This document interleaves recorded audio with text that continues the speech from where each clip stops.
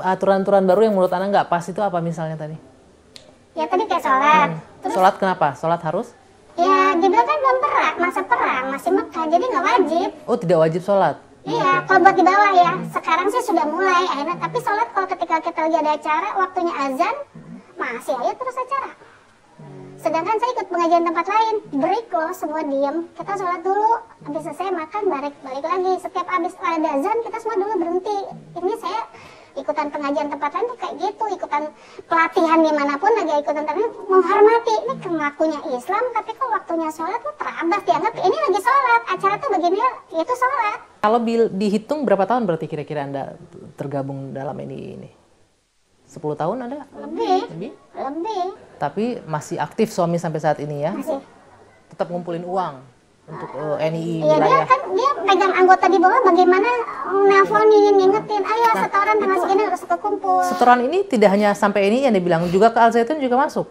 Oh, iya dong. Kalau Jamas itu buat kemana? Buat kemana? Saya nggak tahu. Ke sana, Ke Al Zaitun? Iya. Itu ada tercatat semuanya? Ada kan hitungannya. Kan kalau kita sendiri pun bisa, waktu itu setor saya kan ada nomor anggota Jamas.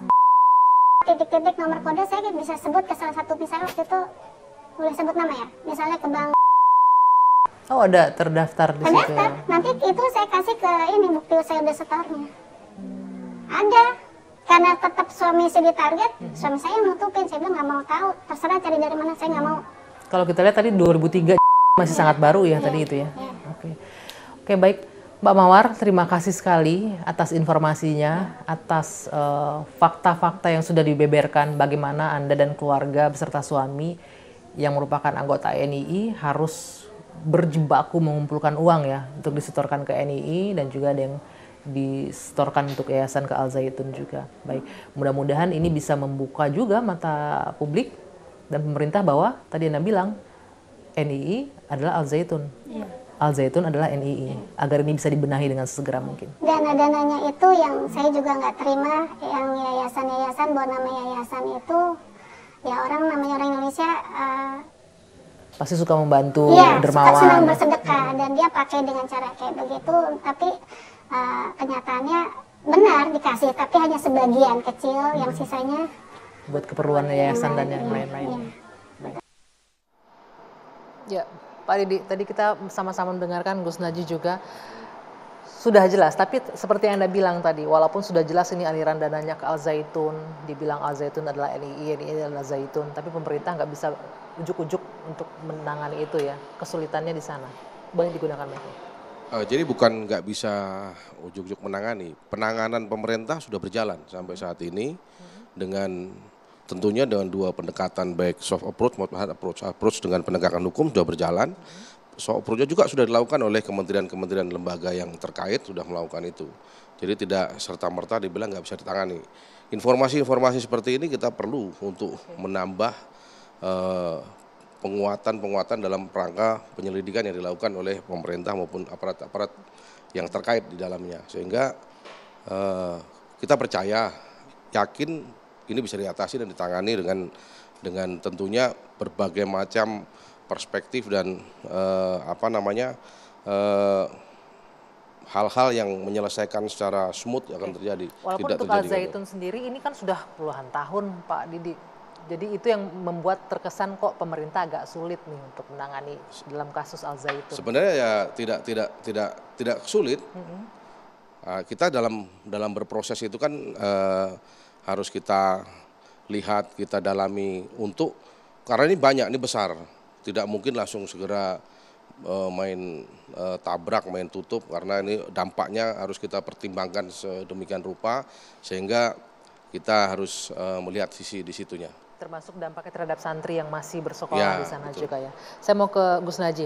Gus Naji tadi disampaikan bahwa ajaran yang diterima oleh Mbak Mawar tadi memang tidak mengajak untuk radikalisme kekerasan, tapi lebih ke menunjukkan ada peradabannya, ada budayanya, ada. Nah ini MUI kan termasuk yang salah satu yang cukup kencang nih melawan NII.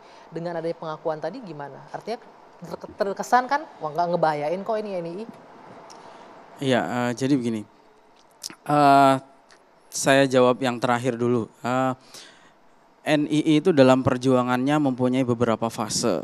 Ya, tadi Mbak Mawar mengutip salah satunya, yaitu fase Mekah, di mana ini kan analoginya adalah analogi kehidupan di masa Nabi, di mana pada fase Mekah memang ada beberapa syariat yang belum dijalankan. Misalnya tadi dicontohkan sholat. Pada waktu fase Mekah menurut mereka tidak wajib sholat itu, belum wajib. Kemudian nanti setelah fase Mekah itu ada yang namanya fase Madinah. Nah kemudian terkait jihad itu ada 2 fase. Satu fase jihad difa'i, fase jihad ofensif. Itu sudah mulai mengangkat senjata. Karena Nabi itu 13 tahun di Mekah, semenjak diutus menjadi Nabi di Mekah itu tidak pernah mengangkat senjata memang. Tapi Nabi berdakwah itu. Nah ini yang dianalogikan oleh NII. Kemudian nanti akan ada masanya gitu. Ketika fase jihad defensif sudah dilakukan, itu ada masa yang namanya fase jihad ofensif. Nah ini yang harus diantisipasi dari sekarang. Ini yang menurut Anda pasti akan muncul dari NII pasti yang ada di akan Indonesia. minimal masuk dalam rencana mereka. Kalau soal berhasil tidak berhasil itu itu wallahu a'lam ya nanti. Tetapi itu masuk dalam rencana mereka. Karena sebentar saya potong. Karena kalau saya lihat dari penjelasan salah satu anggota yang aktif ini, konsepnya sih lebih ke ngumpulin uang, lebih ke finansial ya, lebih mempersiapkan secara ekonomi, iya itu kan keuangan. namanya i'dad namanya. Kalau di dalam bahasa mereka itu i'dad namanya, persiapan. Itu persiapan. Mungkin tidak semua santri akan tahu persoalan seperti ini karena kan ini bagian dari grand strategi. Tetapi pada tataran teknis saya kira mereka semua ini dijadikan bagian dari agenda besar NII gitu.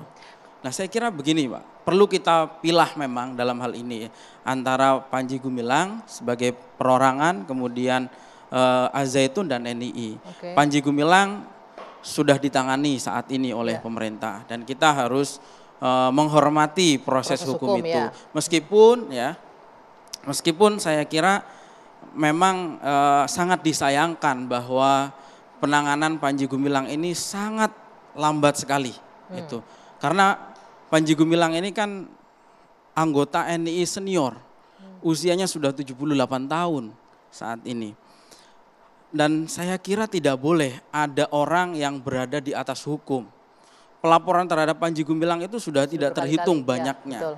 Dan Panji Gumilang selalu lolos, bahkan ketika anak buahnya banyak ditangkap, Panji Gumilang selalu lolos. Apa faktornya kalau Anda dari BPET MUI melihat faktor apa sih? Kayaknya dia licin. Ya tentu faktor politik ya, tentu faktor politik. Nanti detail politiknya seperti apa itu ada pembahasan tersendiri. Tetapi saya kira sebagai negara hukum mestinya setiap ada pelanggaran hukum harus diproses, jangan menunggu gaduh.